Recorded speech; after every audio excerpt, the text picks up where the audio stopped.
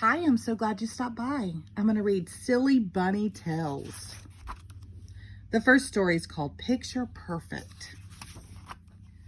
Ruby and Max went to Rosalinda's gift shop to get a birthday present for Grandma. Ruby chose a beautiful locket.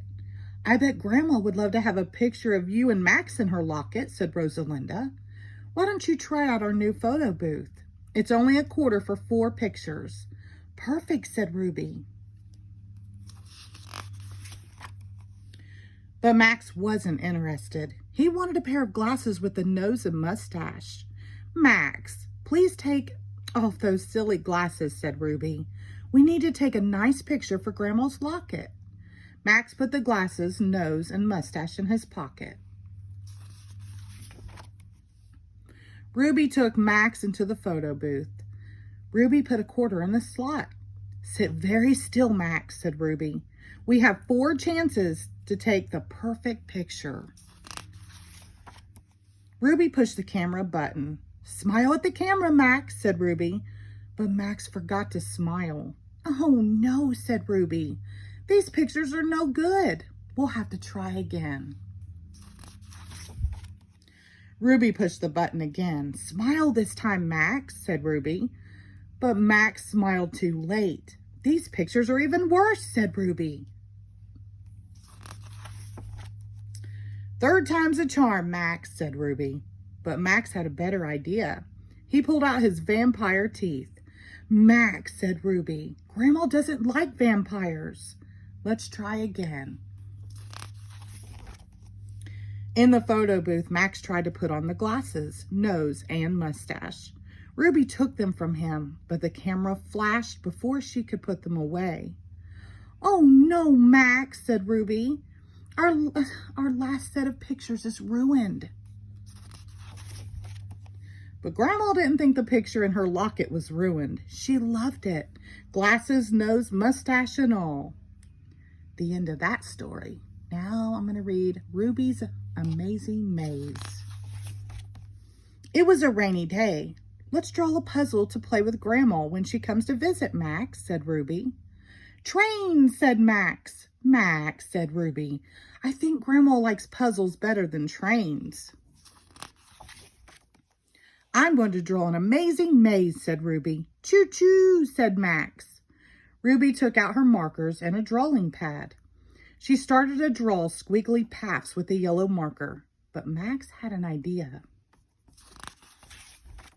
Choo-choo, said Max. Max had taken Ruby's other markers. He was making pretend trees for his trains to pass. Forest, said Max. Max, I need my markers back. But that's a good idea for what to draw. Trees, said Ruby. Ruby drew trees all over her maze. I'm thirsty, Max, said Ruby. Let's have blueberry juice. Choo-choo, said Max. Ruby came back with blueberry juice. Meanwhile, Max had used her drawing pad to make a bridge for his train. Max, I need my drawing pad back. But that's a good idea for what to draw. Bridges, said Ruby. Ruby drew 5 bridges over the roads in her maze. Choo-choo, choo-choo, said Max as he revved up his train engine. Bam! Max's train went right into Ruby's glass of juice. The juice made a blueberry lake on her maze and spilled on the rug. Uh-oh, said Ruby. Just then the doorbell rang. Max, why don't you let Grandma in while I clean this up? Hello, Max, said Grandma. What are you doing on this rainy day? Playing trains, said Max. I love trains, said Grandma. And I made a maze for you, said Ruby. What an interesting maze, Ruby, said Grandma. The lake is beautiful. It's just the right color. Lake blueberries, said Ruby and Max. The end of that story. Now I'm going to read Ruby's art stand. It was the hottest day of the summer. Ruby and Louise were making an art stand to sell their paintings. Max wanted to help. Max, said Ruby, the best thing you could do is find a place to cool off. Max found a fan on the windowsill. "Oh, cool," said Max. "Max," said Ruby, "you shouldn't be near fans, and the air is blowing all our paintings away. Can you find another way to cool down?" Max turned on the garden sprinkler. "Ah, cool," said Max. But the water was getting Ruby and Louise's paintings wet. "Max, can you find a less wet way to cool down?" said Ruby. Max went inside and got an ice pop from the fridge. "Oh, cool," said Max. But the ice pop dripped on the paintings. "Max, can you find a less messy way to cool down?" said Ruby. "Actually," said Louise, "ice pops sound good.